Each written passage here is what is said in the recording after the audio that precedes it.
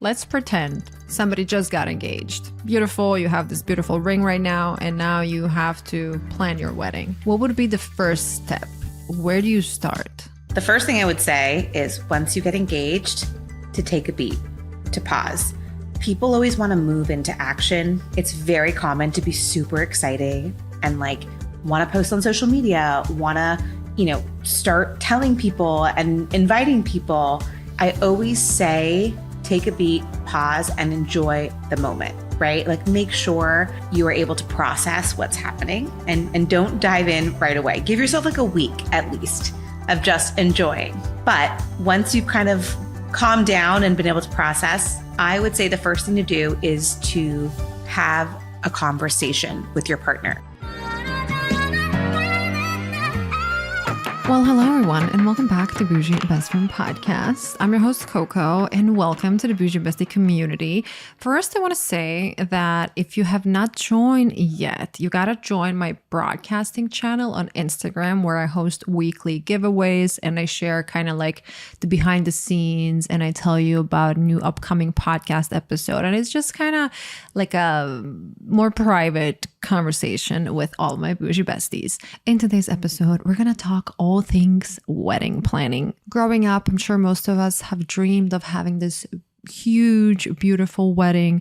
But as you get older, you see that sometimes you might even not need that. So in today's episode, I interviewed Kellee Khalil. She's the founder of Loverly. Loverly is a leading digital wedding planning platform offering a wide range of tools, expert advice, and diverse content to guide couples through their wedding planning journey. It's like a DIY wedding planning platform. Kellee definitely knows a thing or two about weddings. So in today's episode, I asked her a lot of questions and how to have some uncomfortable conversations when you might not agree with your partner about certain things, or if you're at a wedding party and you're dealing with a bridezilla, or maybe you are the bridezilla. I love this episode for anybody who is just curious about weddings. Maybe you're engaged, maybe you're planning a wedding, or maybe you just want to hear about that big day whenever it does come. Before we get into it, I would kindly ask you, as always, to leave a 5-star rating and review if you're enjoying the podcast. It helps show more than you can possibly imagine. I love reading your reviews, and I'm going to read one that I recently got from Catalina Londono. She's from Colombia, and she said, "I love the energy of this podcast. So bougie. Coco is amazing. It's the ideal podcast. You can learn about a lot of things if you want to improve your life, such as networking, feminine side, and high maintenance." Yes, dear Catalina, I'm trying to provide value in every aspect of your life. So that's why we covered weddings, because a lot of my content, as you guys know, is about dating. And then one day you got to plan a wedding. So I'm like, I need to have somebody on who can help us. So without further ado, I don't know why I say that in every episode. Without further ado, I just think it sounds like an actual podcaster. And make sure to send this episode to all of your friends who might benefit from it. Somebody who got engaged, somebody who's planning their wedding. Thank you very much for listening. Rocky, stop whining. Kellee, welcome to Bougie Best Friend Podcast. Coco, what's up, girl? What's up? I am so excited to chat with you. You are my go-to wedding guru, and I was just at a wedding a little bit ago, and I feel like I have so many more questions now for you, more than I prepared. Well, unfortunately or fortunately, I have a tremendous amount of wedding knowledge, and I'm happy to share it. So hopefully it can help anyone who's thinking about getting engaged, currently planning. Happy to dive into all things wedding. Okay, let me start with you and your background. You are the founder of Loverly, a DIY wedding planning platform. Tell me, where did the idea come from? A little bit about you. Is that something you always were interested in? Yeah, so I started Loverly a little over 10 years ago. My background is I studied entrepreneurship, grew up in LA, went to USC, fight on. So born and raised in Southern California. And I always knew I wanted to start a business, but wasn't quite sure what that business would be. I grew up in a house where both my parents were entrepreneurs, so it was in my DNA. I started my career, completely unrelated industry, in finance, and I did that for 3.5 years, made a bunch of money, but as a lot of people who are recovering finance finance people. Yeah. You get to the point where the money you're making does not line up with like the stress or the unhappiness factor. You just grind. You're working like 80, 90-hour weeks, right? So anyways, I kind of left that, took some time, figured out what I wanted to do. And my sister was running a PR firm, a lifestyle PR firm in LA. And one of her biggest categories that she worked on was weddings. So she worked with basically like the Kardashians event planner, celebrity dress designers, photographers, venues. And so she was helping them to build their brand online, digitally. Social was new. So this is when PR was still like TV and print, and then social media was becoming a thing, right? And so I decided to work with her, and we were working together for a couple months, and then she got engaged. And so when a wedding publicist gets engaged, it's a next level type of wedding. So she had the ultimate Rolodex of people to tap into. But, 10 plus years ago, Pinterest was barely a thing. There was no Instagram. And I found myself just doing a bunch of research. And, we were still tearing things out of magazines, putting together binders. I mean, it literally sounds like the dark ages of wedding planning when I describe it. But really, the idea for Loverly came from, wouldn't it be great if there was one place you can go to get ideas, inspiration, advice, find vendors, and in a way that I wanted to be like modern, right? I felt like the publications that were out there didn't really speak to millennial consumers, now millennial and Gen Z. And so that was really the vision for Loverly, was to make wedding planning easier and more fun. Here we are, almost 10 years later. We've helped thousands of couples down the aisle. We have a couple hundred people signing up almost every day.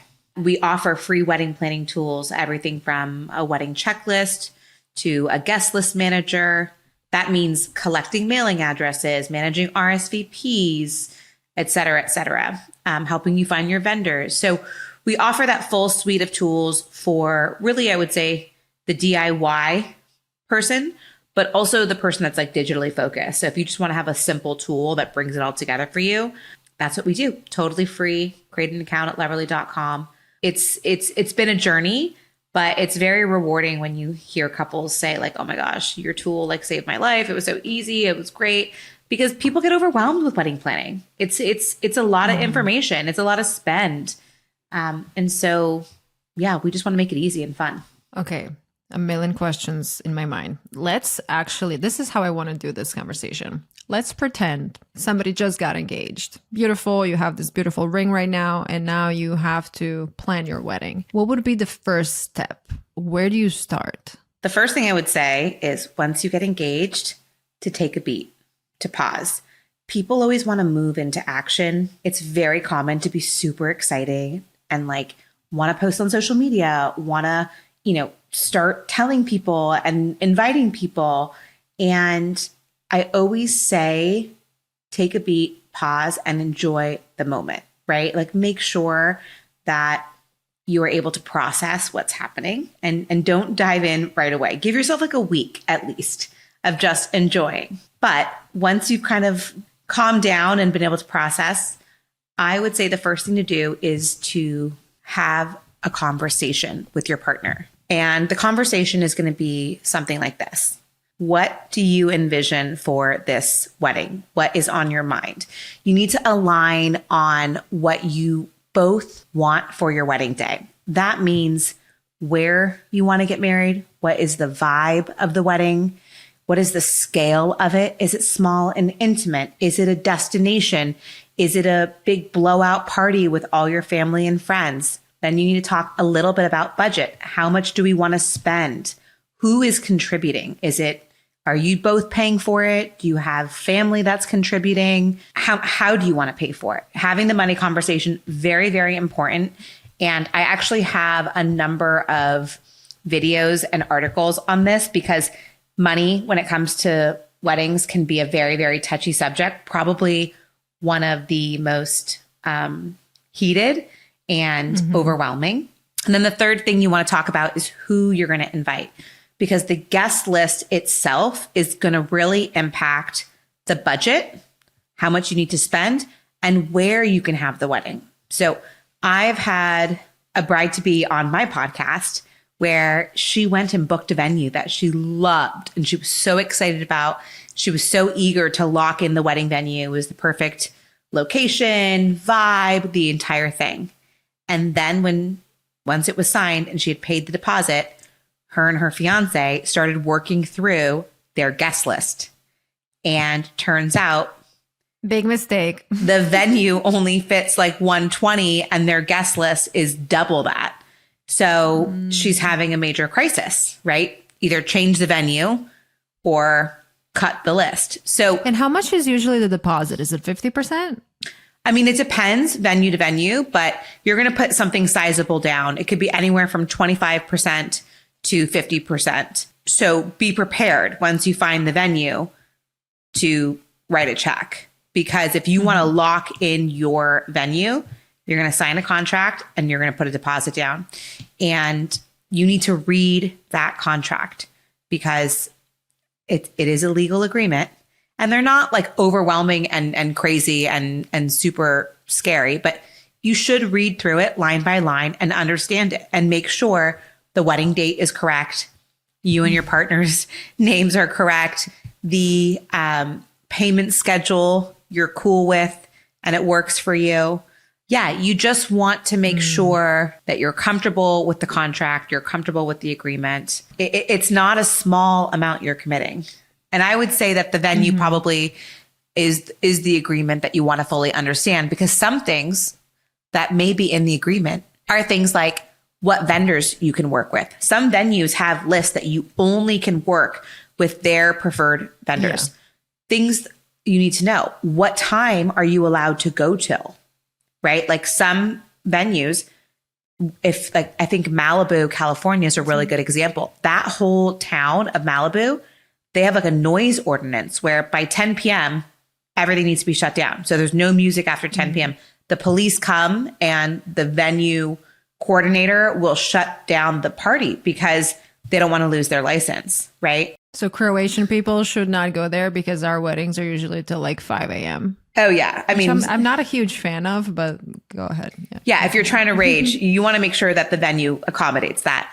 Other things too to think about are load in and load out time. So yeah, you might have the Saturday wedding, but they might have a wedding on Friday, right? So like making sure you know how much time you have to load in your flowers, your decor, your rentals. And sometimes if you are doing an elaborate over-the-top design, you might need to buy out the day before. So there's all of these things that you need to like understand and talk through when it comes to the venue.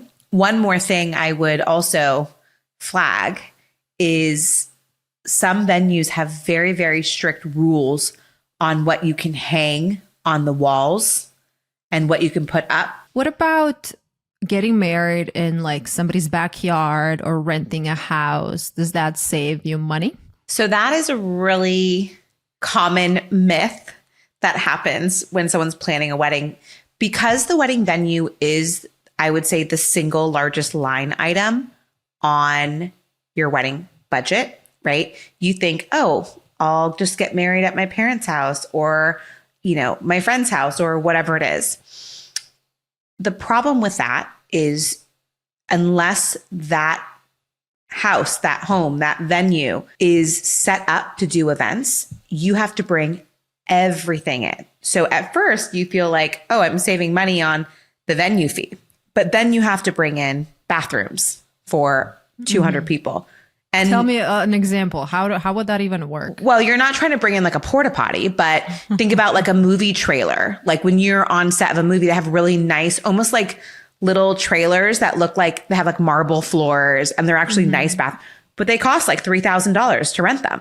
Right. So that's probably for 2 toilets or 2, little bathrooms. So you're bringing in bathrooms, you're bringing in all the catering, you're bringing in all the rentals, you're bringing in power sometimes, like a generator, because sometimes these homes are not equipped to handle a DJ, a band's kind of AV setup, the lights, all of that. Right. So, it's not that your wedding will be cheaper. You'll just be allocating that money differently.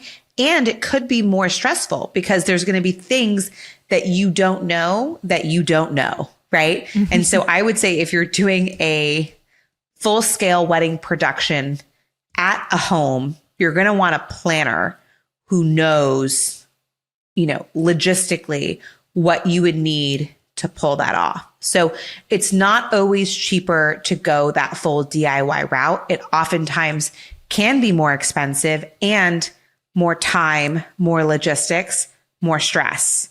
So there is something nice about a wedding venue that has everything dialed. Oftentimes venues have their own rentals. They have tables, chairs, they have, different bar setups. They have stages. They have a lot of these things figured out. And most importantly, most of them have catering kitchens, which is a huge thing. Because if you're doing something at home, they have to build oftentimes where are you gonna put all the food? A full catering setup in the parking lot, right? And that takes tenting, that takes, grills. Another fee. Exactly. For grills, and for tenting, So it can be very, very expensive. So you need to weigh the pros and cons and not make that decision lightly. I had my engagement party at my father's house and we had to bring everything in. You mentioned wedding planners, which is something that we need to dissect. There's a lot of wedding planners out there. When you're hiring somebody for your special day, give me a few questions you should ask them to make sure that you are a good fit. So before you start talking to wedding planners, you need to ask yourself some questions because there are so many different types of professionals at different price points, different levels of service. So I'm going to break that down first, and then we can talk about interviewing a planner.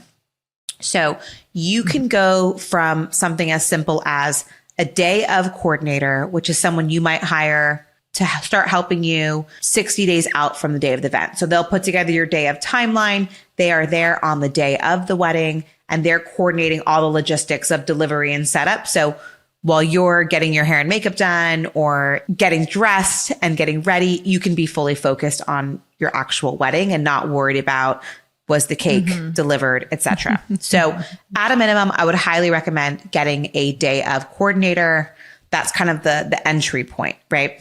Then you have a full planner, and a planner is someone who you might hire 6 to 9 months out, and they're focused on all of the logistics. So they'll help you find the vendors, sometimes help you find the venue. They'll help you manage your budget. They'll help you figure out like the best mix of vendors that work together. They really take on all the operations and logistics of the day. They will oftentimes remind you of payments due to vendors, contracts that need to be signed. They usually help negotiate a lot of those terms on your behalf, right? So they become the full planner logistics. The next tier up is an event designer and planner. And that's when they actually creatively run point on that. That can be everything from the overall aesthetic, the vibe, the florals. It's a separate design. It's a more expensive offering because they're literally designing the entire thing. And a lot of people don't understand that when they are hiring an event, I hired a wedding planner. They assume they're getting event design with that, but that's not always the case. And so that's really something that you need to think about. And then the highest tier, that most upper echelon, which, Melissa Andre, she's really big on Instagram. She kind of is one of these planners. She's incredible. She's a creative director. You hire her and it's turnkey. She manages everything. The florals, all of the details are completely managed under her roof. She has all of her own team. So from start to finish, she's managing everything. So you need to understand yourself. What kind of planner are you? What kind of help do you want? And then start there, right? Okay. I want to be involved. I want to get my hands dirty. I have some budget that I want to allocate. So I'm going to just go with a regular planner. I don't need design. I want to kind of take on the design myself, or I want my florist to lead design, right? So once you figure that out, that will narrow the scope of what kind of service provider you're looking for. So I think that would be number one when you're going out down that path. And then number two, when you're interviewing planners, it truly is a matter of personality and match. Like your wedding team, you have to get along with. And because you're going to be working with them for an extended period of time on the most, emotionally charged day of your life, right? So it's not so much the questions you need to ask. It's honestly, these planners usually have it down to a science on the questions they will ask you in their screening process. Because it really is a two-way interview to see if you're a fit they don't for want to them. work with a bridezilla either. That is correct. And also, like, honestly, I joke about this, but it's a real thing. Like, there is, a pain in the ass fee. Yeah, I really think there is. When someone finds that, like, oh, they're going to be really difficult, they're like, all right, my prices are gonna, I'd rather not, they'd either say no, thank you, or it's not worth Pain in the ass fee. Okay, speaking of fees, can you give me, and obviously, I hate that I always have to give disclaimers, but like, can you give me a ballpark of like, how much can this cost? And yes, different city, different levels and all that. But like the entry level. We could talk about the average. The average wedding in the US costs anywhere from $29,000 to $32,000. Okay. That is the average. The average guest count is about 120. So take that with a grain of salt, because if you're getting married in New York City, your entry point is probably $80K. That's your entry point.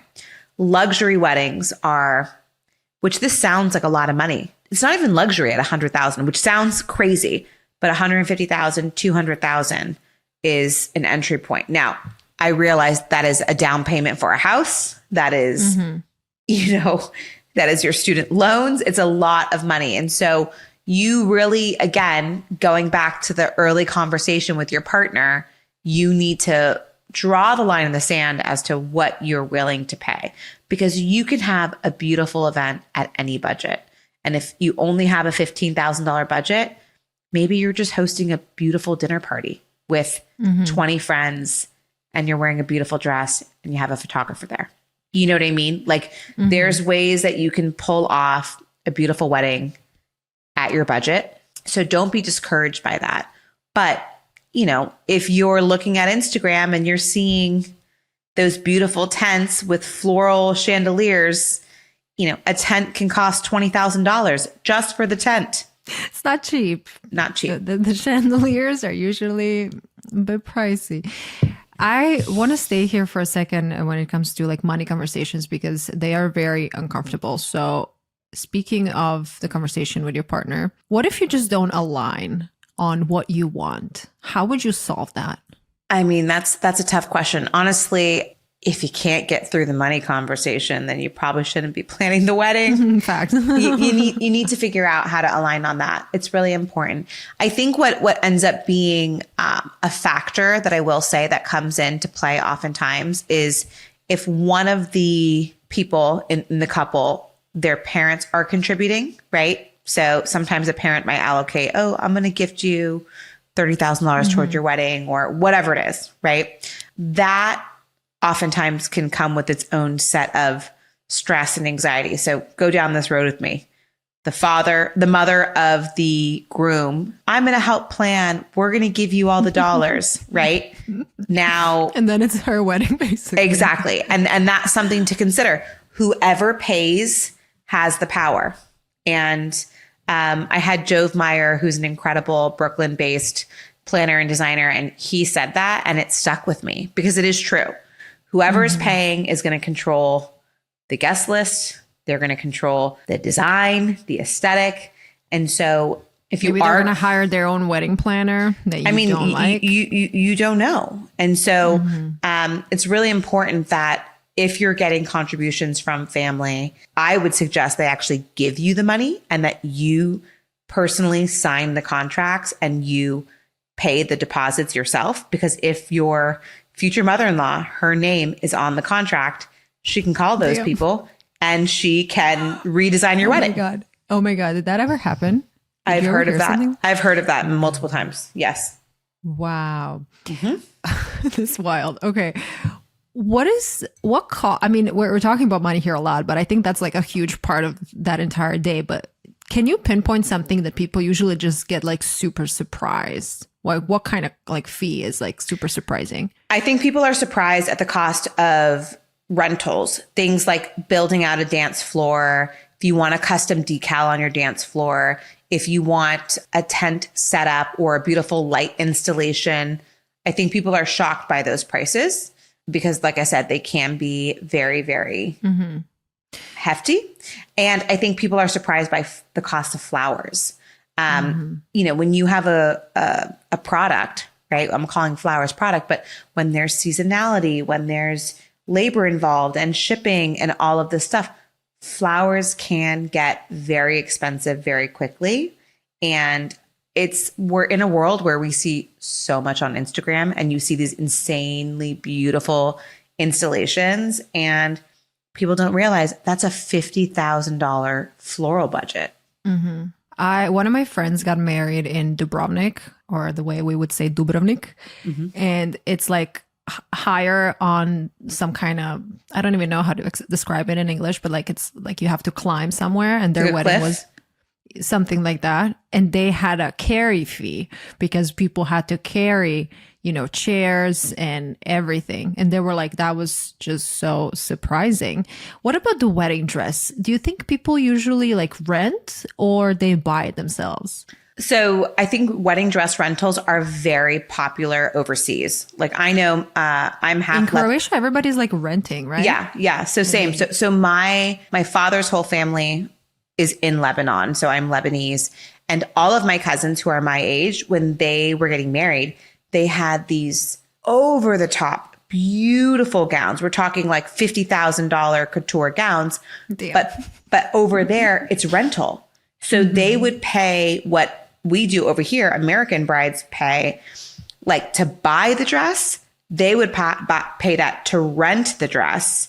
And it's, you know, a couture ball gown or whatever it is. So I think it's really different in the US than it is overseas. But yes, it's really common in Europe and Middle East to rent versus here. Most of them are buying it. And there are so many amazing designers now that are off the rack, you know, price points from $1,200 to $2,500, which don't get me wrong, still pricey, right? If you're thinking about a regular dress, but these are hand sewn couture, you know, or I wouldn't say couture, but like very high end dresses.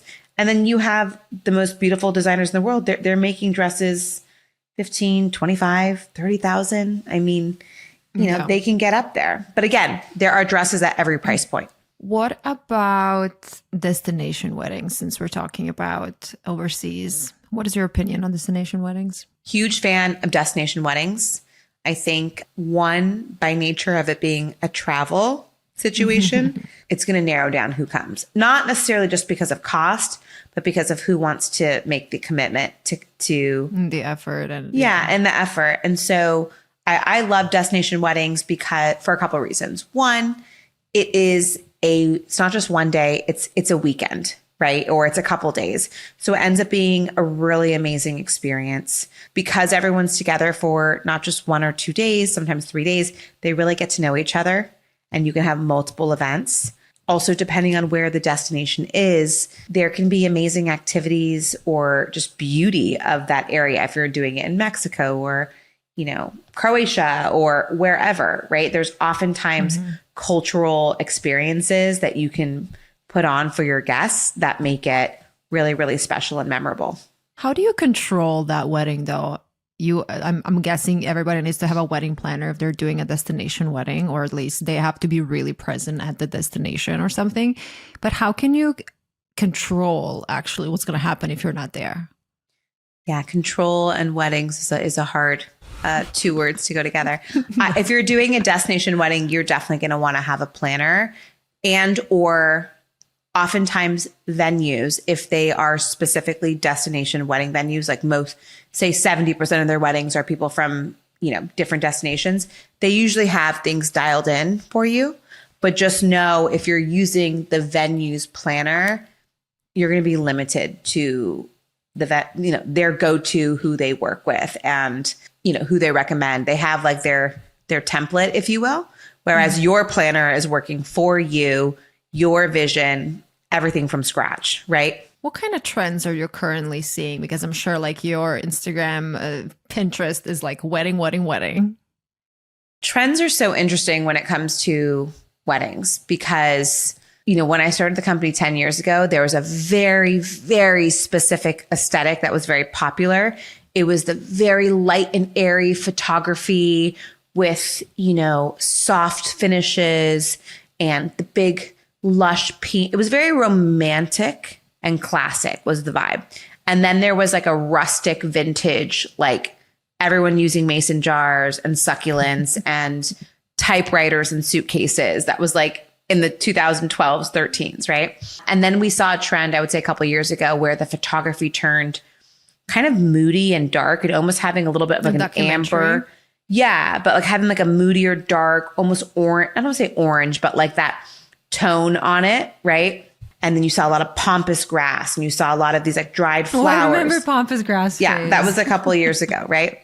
I would say the biggest trends that we've seen as of late, mostly inspired, I would say, by TikTok, espresso martinis being huge for a signature cocktail, champagne towers, multiple dress looks. I did this at my engagement party, so call me basic, but we had little napkins that had fun facts on them about me and my fiance. I love those little fun facts. Yeah, but that's like a trend that I've seen, right? Yeah. I think we've moved away from the matching bridesmaids, obviously, to coordinated around a theme, a palette, a texture, a vibe, which I personally love when everyone can see and express themselves in their own way if they're in the wedding party. I think we've seen really interesting ceremony layouts where it's not just the traditional setup that you would normally see. You see like runway style ceremony setups where the couple's standing in the middle and there's like 2 or 3 rows, almost like a fashion show.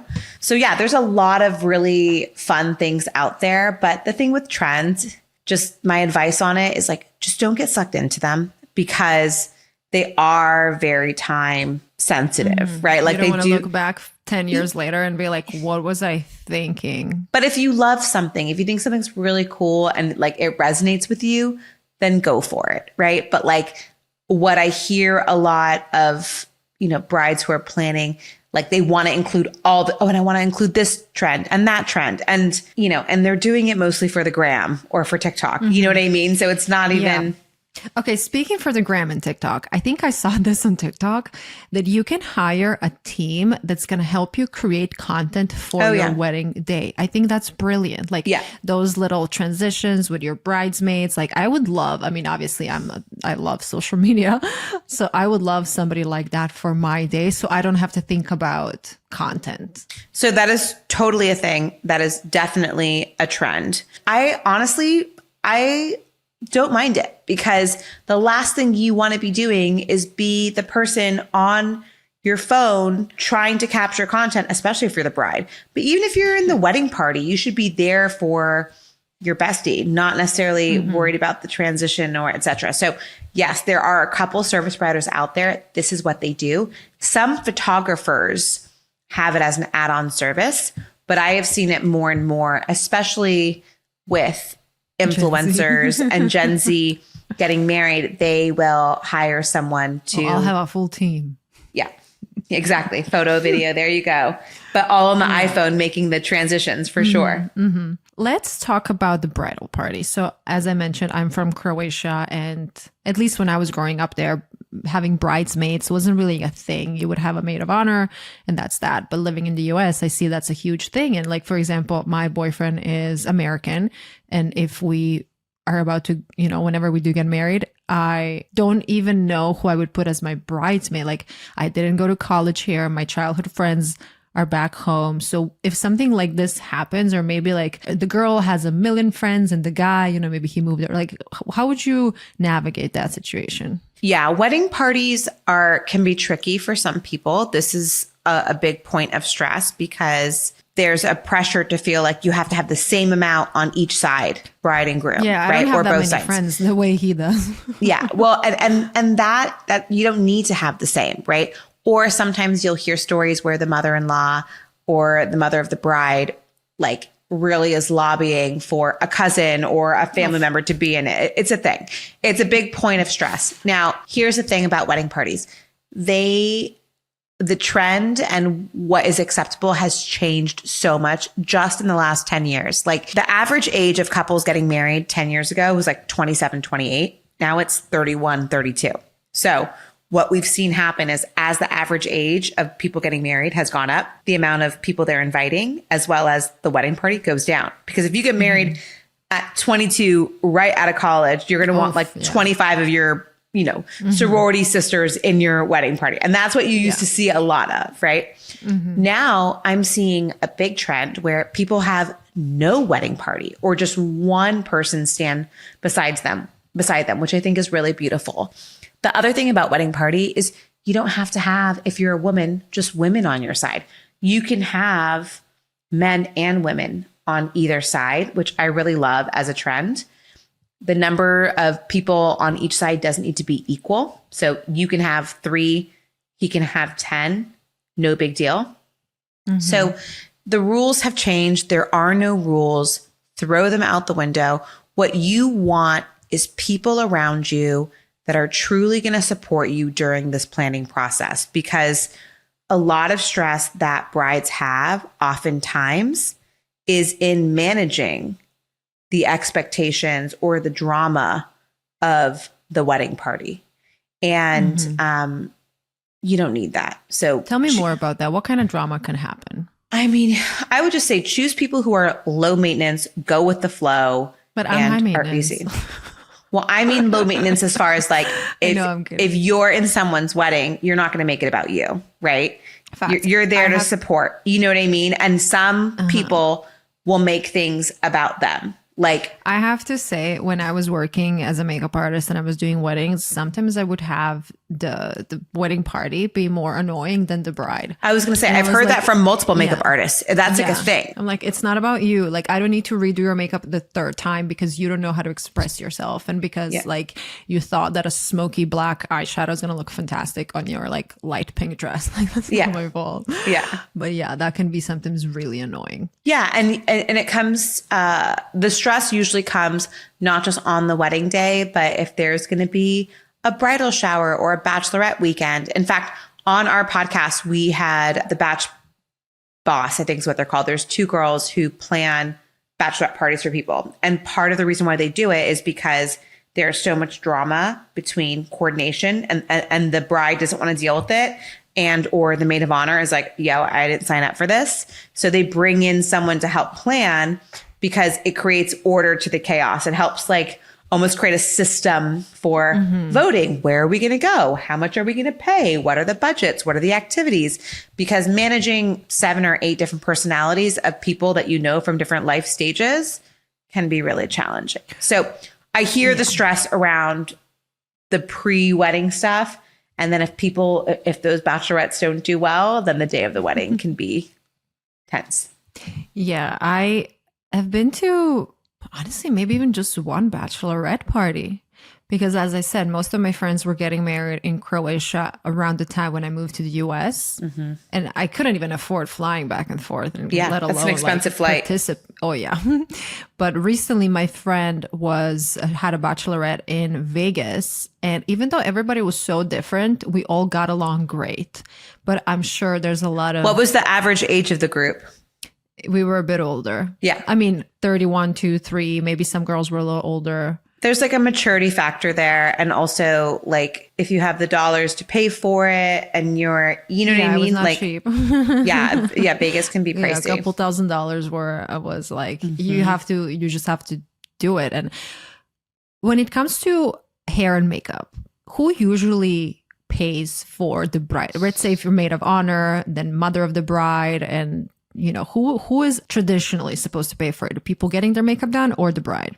So when it comes to the wedding party, first of all, if you are invited to be in the wedding party, be prepared to spend anywhere from $2,000 to $3,500, $2,000 to $3,500, right? Because of all of those things you just said, the bachelorette, the dress, the travel, etc. But wedding makeup, which can be $150 to $300, right? If you're doing hair, makeup, etc.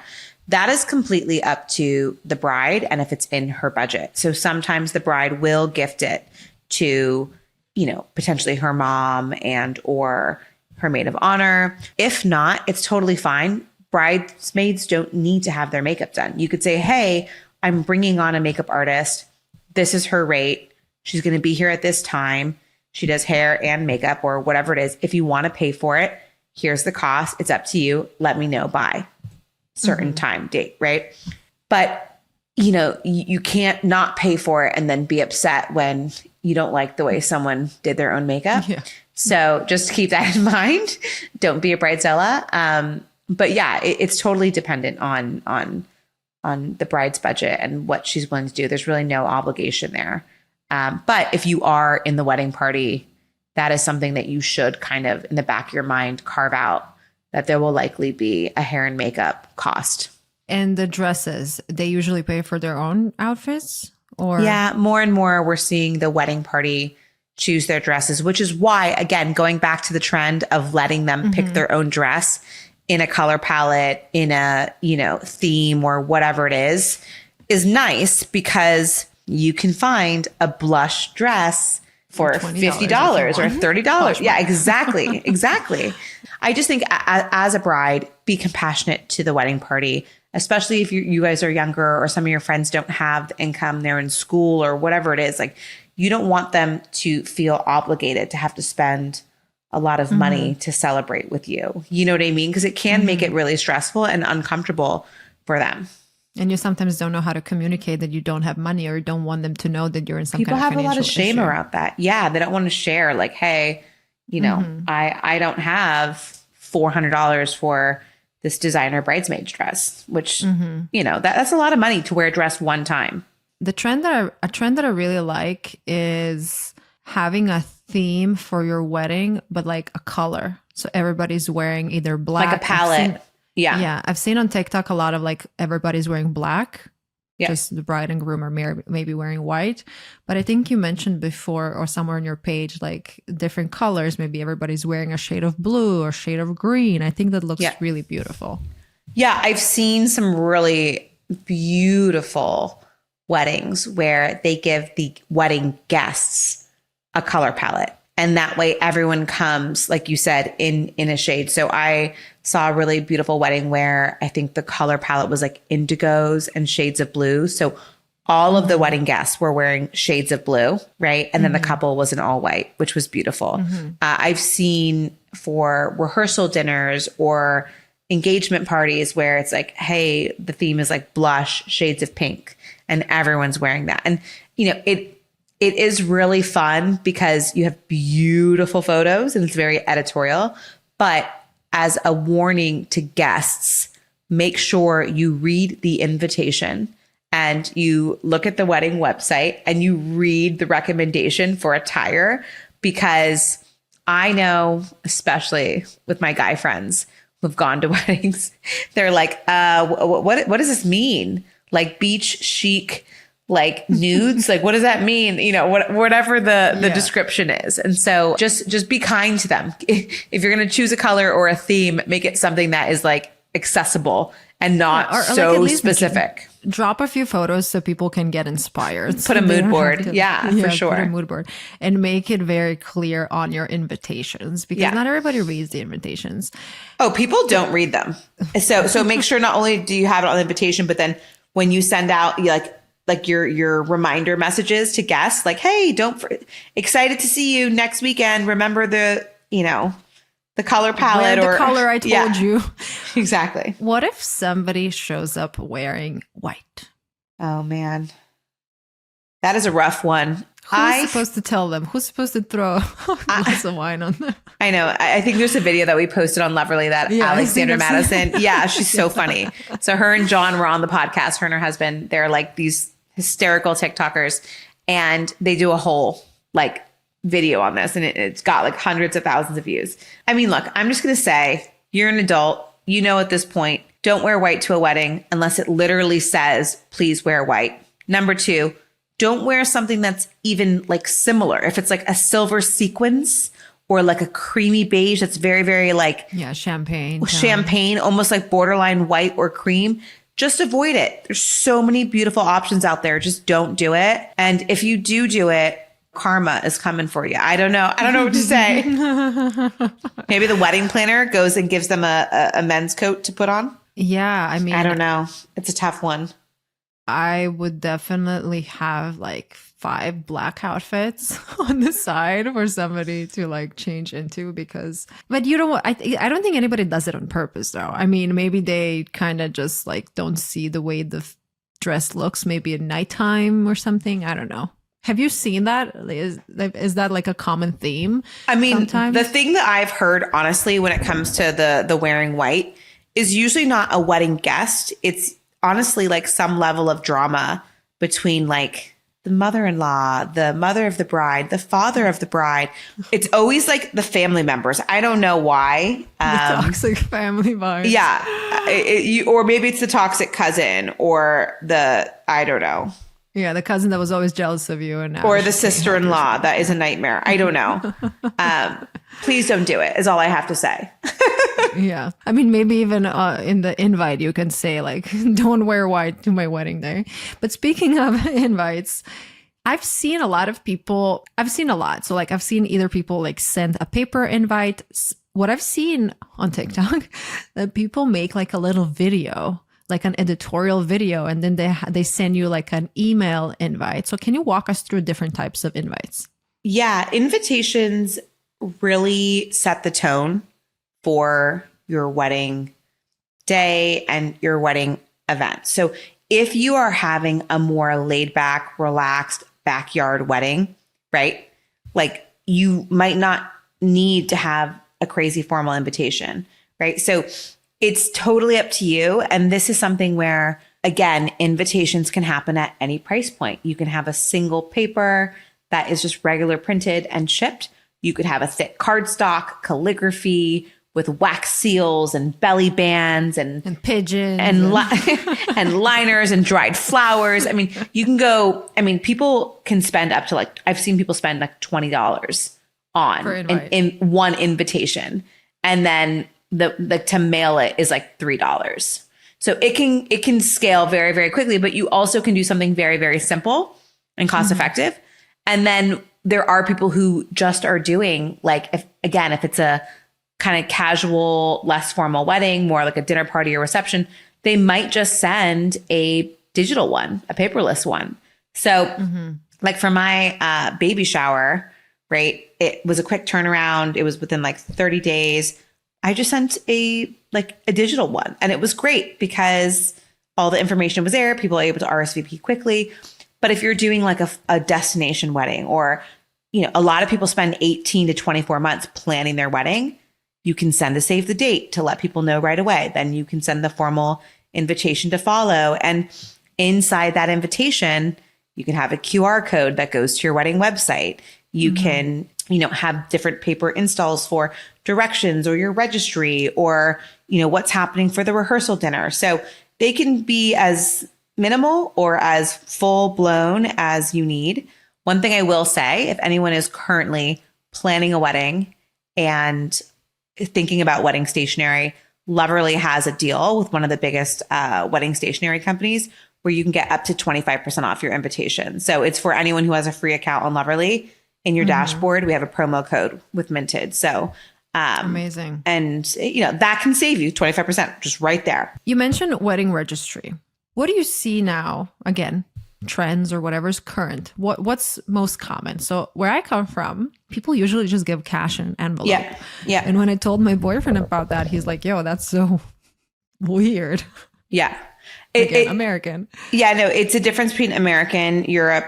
Same thing, Middle Eastern culture, very common to give cash. In fact, like that is the number one gift people get. That's the preferred. Yeah. And it has, I would say, even as like 15 years ago, giving cash, I think was like a faux pas. People didn't like getting cash. It was very proper. You register for china, bedding, toasters, all of that.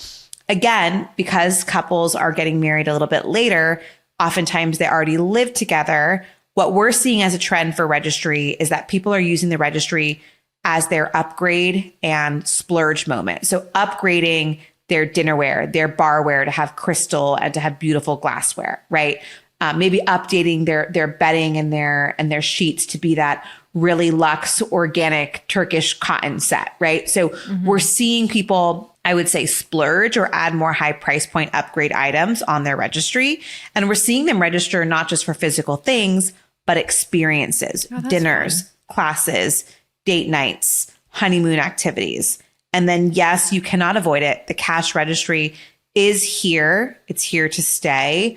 I think it's like something like 50 to 60% of all registries have some level of cash contribution. And if you don't, people will still bring, checks or cash. And I was going to say, if you think that that's going to be a thing, I've seen at weddings, there's like these beautiful like gift boxes that literally, it's almost like a little mailbox where you insert like the envelope. And when I first saw it like 4 years ago, I was like, is that like tacky that you literally have like a box for the cash? Like put my cash in here. But it's actually really smart because you don't want those envelopes floating around. Yeah. And I've heard nightmare stories where envelopes go missing. Floated somewhere else. Yeah, exactly. Okay. Well, as we are wrapping up this conversation, as somebody's wrapping up the wedding, what are they usually gifting? So I personally, when I'm attending weddings and when I get a gift that's kind of like meaningful, but not meaningful, when I get a gift that's like useful, I like that more than getting like a magnet. So what do you suggest if somebody's like getting married, they're trying to figure out like their farewell?